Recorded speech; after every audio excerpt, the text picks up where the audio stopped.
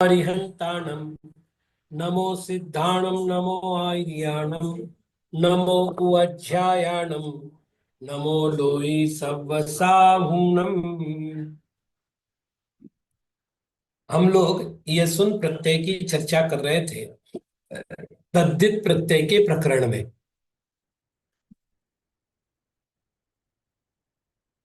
चूंकि बहुत दिन हो चुके हैं इसलिए एकदम संक्षेप में इसकी जानकारी लेते हैं। यह सुन प्रत्यय है, इसका बचता है ईयस।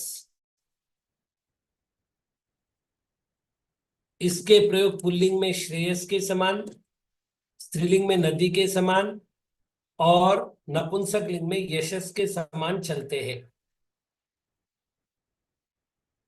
दो में से किसी एक को श्रेष्ठ अथवा कनिष्ठ बताना हो, अर्थात दो में तुलना होती हो, तो उसमें से एक के साथ ये सुन प्रत्यय लगता है। ये सुन प्रत्यय के लिए हमने कुछ नियम देखे थे।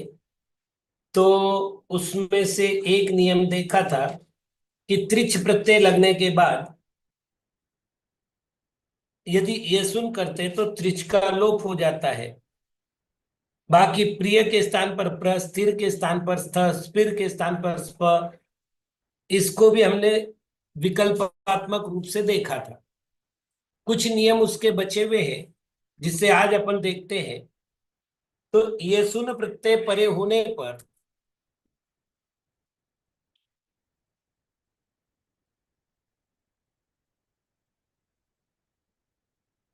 दिन प्रत्यय का लुक होता है।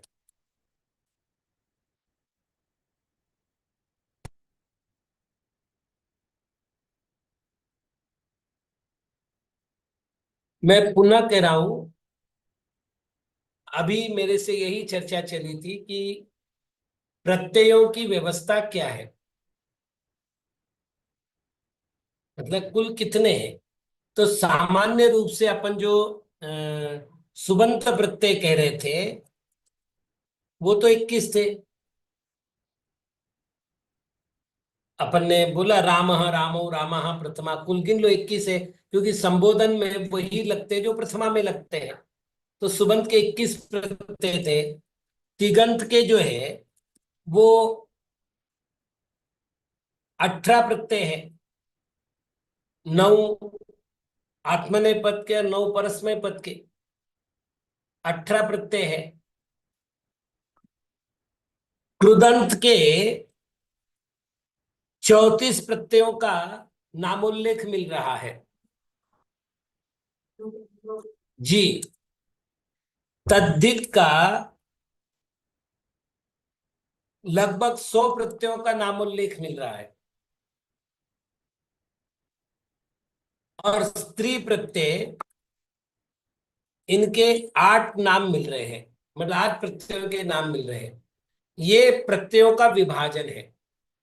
अधिकांश के 100, ये 34 कैसे, मतलब क्या? 34 है, जैसे त्रिच प्रत्यय हुआ, तव्यत प्रत्यय हुआ, तव्य प्रत्यय हुआ, शत्रु प्रत्यय हुआ, शानच प्रत्यय हुआ इत्यादि।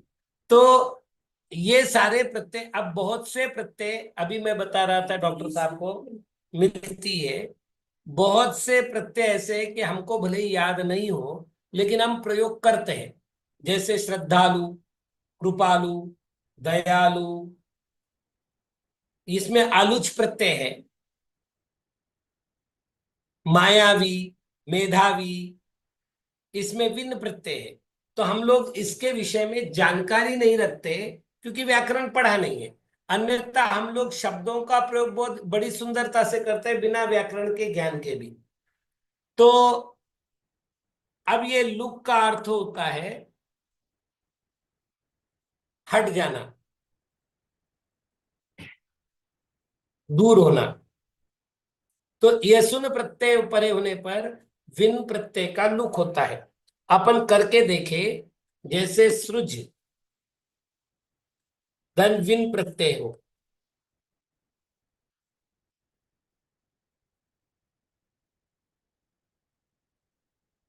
तो ये अपन कर चुके हैं। च का क और ज का ग होता है कुछ प्रत्ययों के पीछे। आप विन प्रत्यय पढ़ेंगे उस समय अपन विस्तार से देखेंगे। यहाँ केवल एक उदाहरण के लिए देख लेंगे। तो ये हो जाएगा श्रुप, धन विन, और ये बनेगा श्रुग्विन।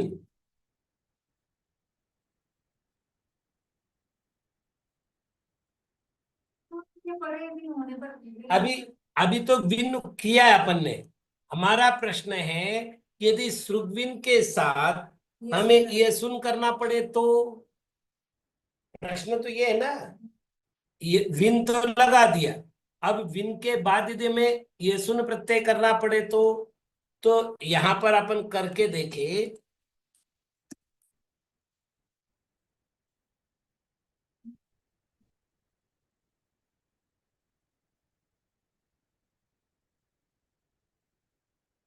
तो इन्होंने कहा ये सुन परे होने पर विन का लुक होता है,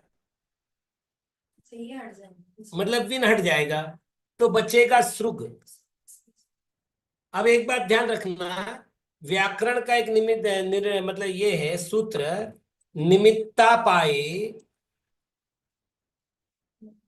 नैमित्तिकस्यापायः।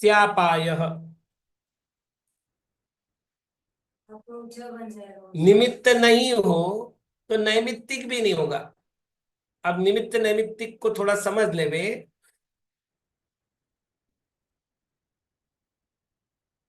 मैं मंत्र बोल रहा हूं और सामने वाले किसी जीव के शरीर में व्यंतर बाधा अपना प्रकोप दिखा रही है।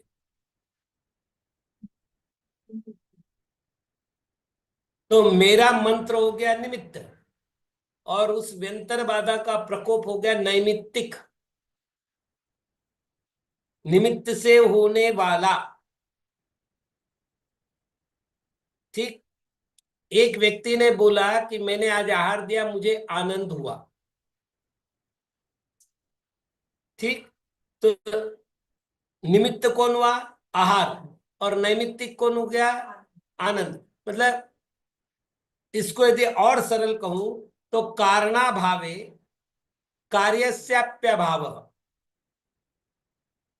चूंकि श्रुग शब्द नहीं था, विन प्रत्यय के कारण से ज का ग हुआ था, तो इसलिए जैसे विन प्रत्यय का लुक हुआ वो श्रुग के स्थान पर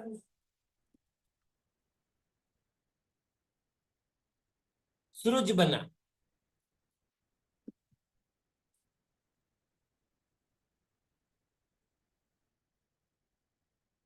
जी, भक्तामर का बोलना और बेड़ियों का कटना, तो भक्तामर हो गया निमित्त और बेड़ियों का कटना हो गया नैमित्तिक। निमित्त से होने वाला नैमित्तिक इकण प्रत्यय हुआ, इकण प्रत्यय हुआ। तो सृज में ये सुन प्रत्यय लगा दो, तो ये सुन का ये सी लगेगा, तो सृजी यस।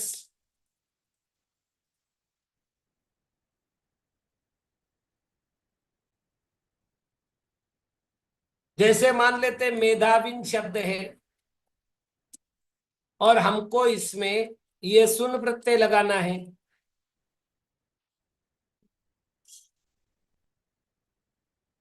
तो पहली बात है कि मूल शब्द है मेधा,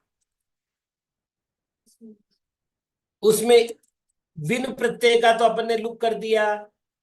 अब लगाना यस, और हमने नियम देखा था कि अंतिम स्वर का लोप होता है, तो मेध मतलब आ का लोप हो गया, यस हुआ, तो ये हो गया मेदियस।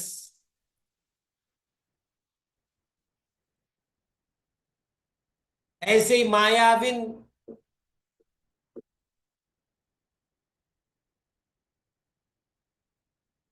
कर लो। महाराज जी, ये सुन लग जाएगा। आपने जो ना ये सुना है, जैसे श्रेयस बताया, यशस बताया, एक नदी बताया, तो आगे शब्द वापिस पुल्लिंग में बनेगा उसके रूप।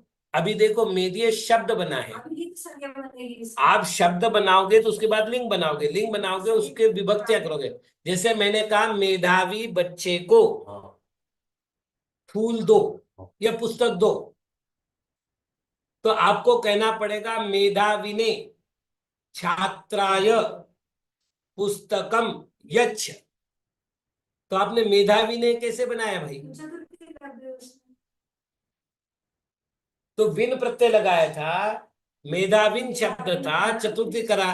वैसे मेधियस करेंगे तो फिर श्रेयस की तरह चलेगा, और ये श्रेयसे। और फिर नदी वाला अब यदि स्त्रीलिंग बनाना है तो निश प्रत्यय लगेगा, निश प्रत्यय लग करके बनेगा मेधियसी।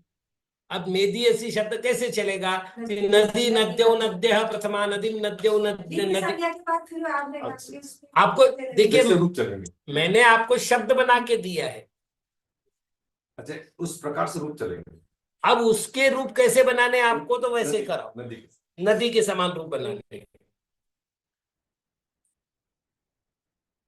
ऐसे ही, मतलब अन्य शब्द देख लो जहां जहां भी विन प्रत्यय लगा है और विन प्रत्यय के बाद यदि आपको ये सुन लगाना है, इसका अर्थ हुआ कि विन प्रत्यय लगाने के बाद भी आप तुलना कर सकते हैं। मतलब ऑप्शन में है विन और ये सुन। नहीं, विन प्रत्यय करने के बाद, जैसे मेधावी शब्द है, मेधावी यानी बुद्धिमान, मेधाविन शब्द का प्रथमा विभक्ति का एक वचन बनेगा मेधावी पुल्लिंग में। तो ये मेधावी शब्द जो है ये प्रथमा विभक्ति का एक वचन बना है, ये पुल्लिंग का हो गया। अब मुझे बताना है कि ये उससे ज्यादा मेधावी है, तो तुलना हो गई ना। तो आपको अब क्या करना है, ये सुन प्रत्यय लगाना है। तो मेधावी शब्द में ये सुन प्रत्यय लगाने में आप क्या करेंगे? पहले तो विन प्रत्यय को लुक करेंगे और उसके स्थान पर ये सुन लगाएंगे। ठीक है, तो मतलब यही हुआ ना कि दोनों ऑप्शन में है, ऑप्शन में नहीं है। उसको हटाना। मतलब मेरा ये कहना है जैसे आपने मेधा का मेध कैसे कर दिया, अ कैसे कर दिया, तो आ यानी अंतिम स्वर का आपने लोप किया। अंतिम स्वर कर दो। यहां हम लुक कर रहे हैं, लुक और लोक में लुक में दिखता नहीं है, आदर्शनम लोप। अदर्शनम लोप। और लुक में हमने क्या किया, उसको अस्तित्व ही हटा दिया। लुक में लुक में अस्तित्व हट गया है नहीं। तो ये एक नियम हुआ। दूसरा नियम, फिर करे उसको बोले यस लगा के बाद स्विच।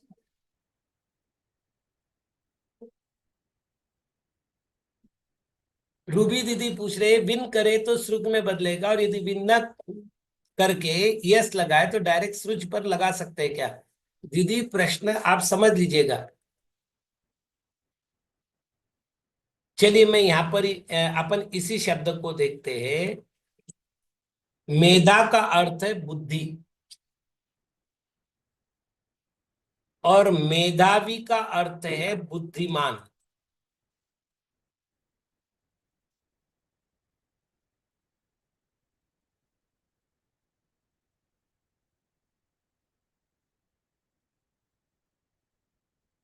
मेरा ये कहना है कि यह प्रत्यय में क्या हो रहा है, तो दो की तुलना हो रही है, तो ये उससे ज्यादा बुद्धिमान है ये मुझे बताना है। ठीक है ना, ये इससे ज्यादा बुद्धिमान है ये बताना है। तो मैं क्या कर रहा हूं कि विन प्रत्यय का प्रयोग कर रहा हूं, तब जाकर के मेधावी शब्द बना है। अब यदि मेधावी शब्द में ये सुन लगाना है तो मेरा कहना है कि उसमें वो विन प्रत्यय हटा दो, मतलब मूल शब्द बचेगा मेधा।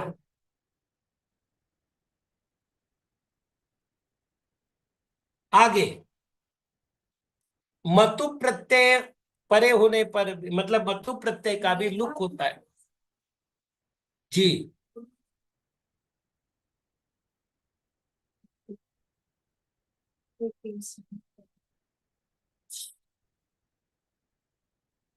बिन प्रत्यय में तुलना नहीं है।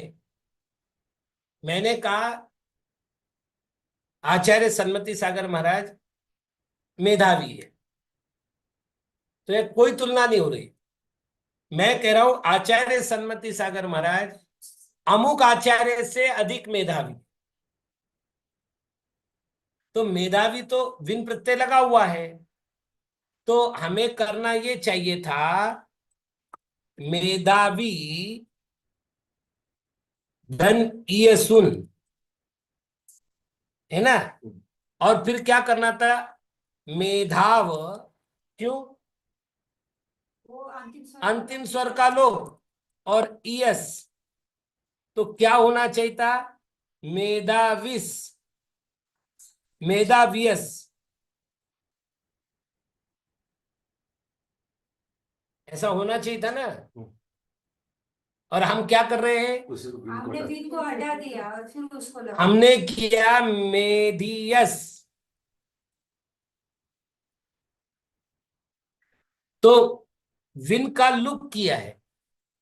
विन तुलनात्मक प्रत्यय नहीं है, वो गुण को गुणी बनाता है। विन प्रत्यय का अर्थ होता है वाला। मेधाविन का अर्थ हो गया, मेधा यानी बुद्धि, बुद्धि वाला, बुद्धि को धारण करने वाला। इस तरह से गुण को यदि गुणी बनाना है तो हमने वहां पर विन प्रत्यय लगाया। लेकिन अब गुणी में अगर तुलना करनी हो तो क्या करना है, तो बोले ईएस, ईएसुन प्रत्यय ने ईएस प्रत्यय लगाना है। तो क्या करे, तो बोले एक काम करो, उसके गुण बनाने वाले, गुणी बनाने वाले प्रत्यय का लुक कर दो। तो उसमें कोई मतलब एक दूसरे से तुलना नहीं थी, इसमें तुलना है।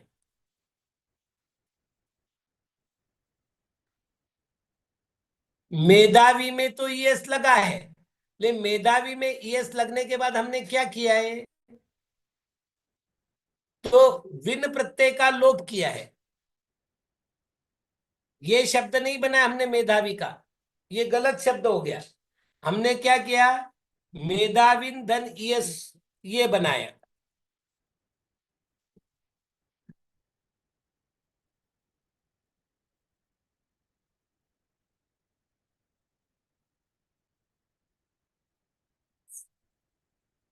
ये बनना चाहिए, ये नहीं बनेगा। यदि हम डायरेक्ट गुनी में लगाते तो क्या बनना चाहिए था, मेधावियस। मेधावियस नहीं बन रहा है, मेधियस बन रहा है। इसका अर्थ हो गया कि हमको वो विन प्रत्यय हटाना पड़ा है। ऐसे ही मतु प्रत्यय की बात करते हैं। मतु प्रत्यय का बड़ा लंबा चौड़ा विवेचन है।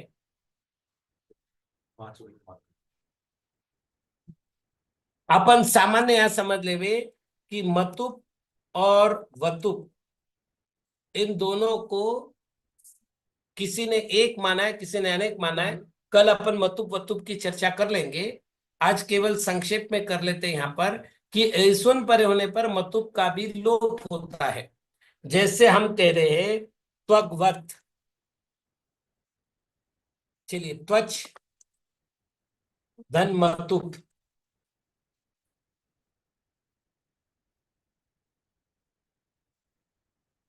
तो यहाँ च का क हो जाएगा,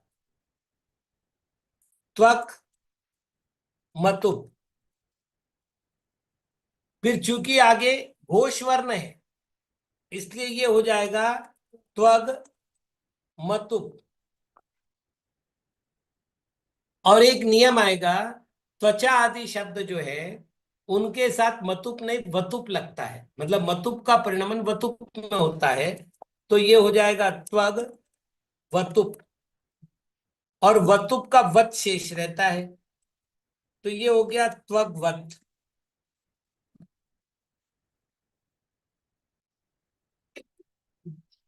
ठीक है। अब मुझे इसमें ये सुन प्रत्यय लगाना है। तो ये क्या कर रहे हैं? तो वतुप का यानी मतुप का लोप करना है। और फिर अभी अपन ने देखा था निमित्ता पाए नैमित्तिकस्य अपाय। तो यहाँ क्या होगा? त्वच धन ईयसुन, ईयसी करे अपन, और ये हो जाएगा त्वची यस।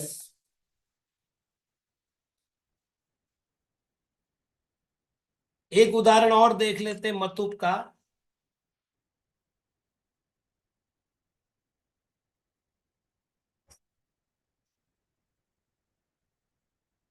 शक्ति धन मतुप। अब इसमें कुछ करना है नहीं, मतुप का मत बचता है।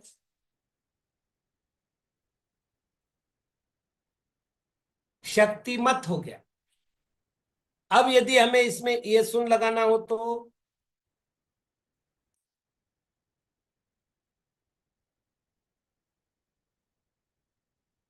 तो क्या करेंगे? अंत स्वर का लोप और ईएस।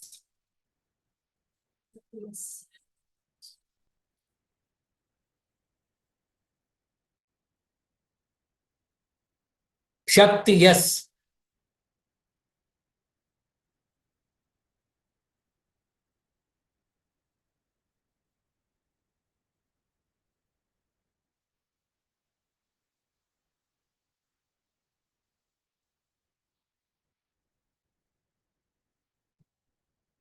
अंतिम ई का लोप होगा केवल।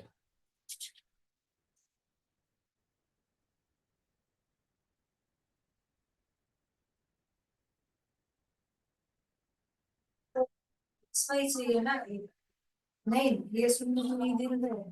एक बार देखना पड़ेगा, मेरे ख्याल से केवल ई का लोप होता है, अ का नहीं। फिर भी देख लेते हैं अपन। मतलब कुल मिलाकर के इस प्रकार से मतु प्रत्यय का भी लोप होकर के, मतलब लुक होकर के वहां पर ये सुन प्रत्यय लगेगा। आगे कुछ नियम और दे रहे हैं। उसमें से एक नियम है स्थूल का स्थो,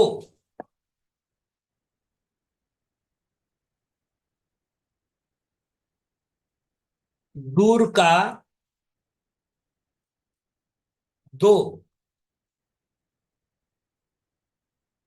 युवन का यो,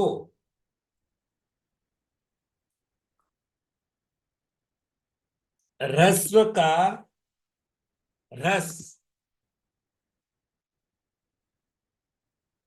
क्षिप्र का क्षेप, और क्षुद्र का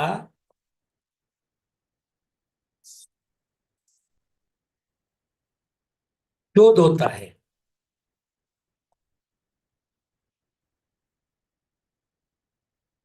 इसके लिए क्या नियम है, पहले वो एकदम नियम समझ लो। तो ऐसे और भी हजारों शब्द हैं। ये तो चार छह नियम उदाहरण दे रहा हूं। मैं ये कह रहा हूं ये सुन प्रत्यय परे हो तो ये छह शब्द ले लो पहले। इनके यण का तथा उसके आगे के समस्त भाग का लोप हो जाता है। और इसी में दूसरा नियम, पूर्ववर्ती भाग का भाग में इकार और उकार का गुण होता है। अब इस बात को एकदम ठीक से समझे। अपन यण संधि पढ़ चुके हैं। यण संधि में क्या होता है? ई का य,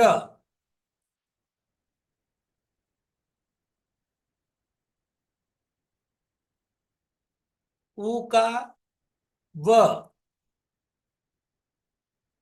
री का र, री का ल होता है। इसको कहते हैं यण संधि। तो यहां क्या कह रही है, यण भाग का लोप होता है, पहला नियम हो गया। और यण भाग के आगे के भाग का भी लोप होता है। अपन यहां करके देखे, आप स्थूल में क्या है, ल, और उसके आगे का अ भी हट गया। अब इन्होंने फिर दूसरा नियम क्या दिया, पूर्ववर्ती भाग में इकार या उकार हो तो उसका गुण करना है। तो ल का लोप किया और उकार का क्या करेंगे, ओ। तो ये स्थो हो गया।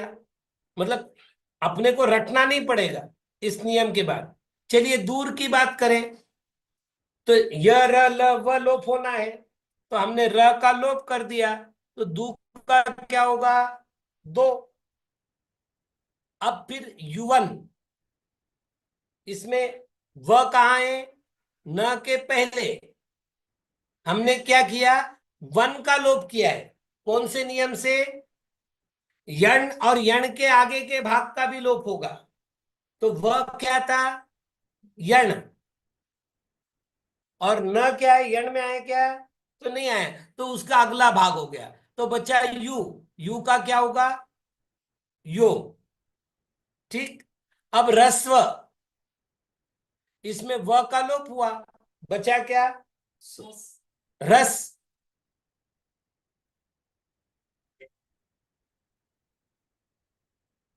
आगे क्षिप्र। अच्छा यहां कुछ नहीं, क्यों नहीं हुआ, क्योंकि यहां लास्ट में अ है, र में क्या है, अ, और हमने गुण किसका करना है, इकार उकार का।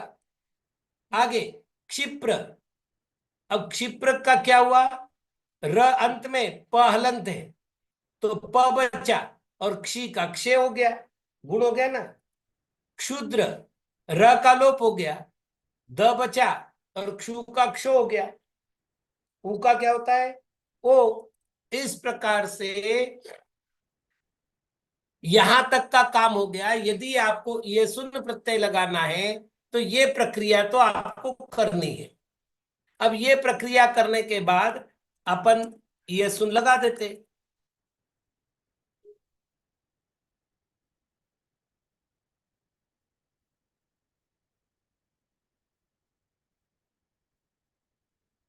ठीक। अब एक काम करो, स्थो क्या है, तो स्थ, धन ओ, धन ईएस, ओ के आगे वी जातीय वर्ण आने पर ओ का अ होता है।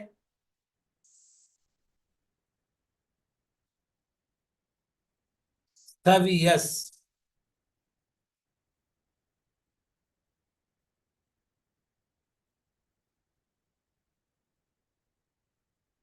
भी दीदी, यहां पर इन्होंने इन 6 शब्दों के लिए एक वार्तिक दिया है,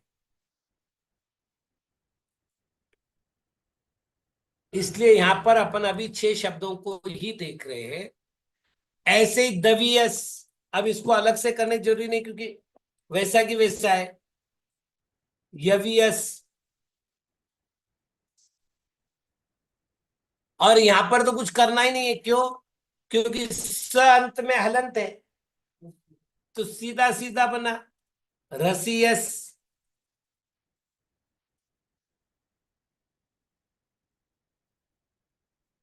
शेपियस, जोदियस। वापिस एक बार चर्चा करते अपन। यदि यण परे हो और ये सुन लगाना हो तो यण भाग का और यण के अगले भाग का लोप करना चाहिए। और जो पहला स्वर है उसको गुण करना चाहिए। वो भी पहले स्वर में दो कई गुण होंगे, पहला ई का और दूसरा ऊ का। ई का ए होगा तो यह क्षिप्र का क्षेप हो गया, तो यण भाग का लोप, और यण के अगला भाग जो है उसका भी लोप करना है, और यण के पहले का जो भाग है यदि उसमें ई या ऊ हो तो उनका गुण करना है। ये प्रक्रिया यहां पर बताई गई है। अब यहां पर कहा गया था कि युवन के स्थान पर हमें यो कर देना चाहिए इस नियम के अनुसार, लेकिन एक नियम और दिया गया है, वो ये है युवन शब्द हो या अल्प शब्द हो, इन दोनों के स्थान पर कन आदेश हो जाता है। कब? जब यह प्रत्यय का प्रयोग होता है। अब इसको करने की कोई आवश्यकता ही नहीं, सरल सरल बन रहा है। कनियस,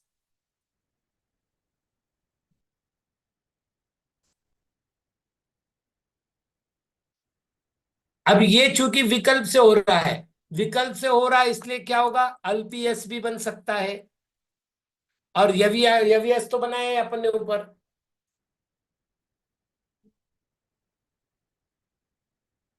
तो कुल मिलाकर के आज का प्रकरण पूरा हुआ, बाकी चर्चा समय मिलने पर करेंगे। ओम नमः।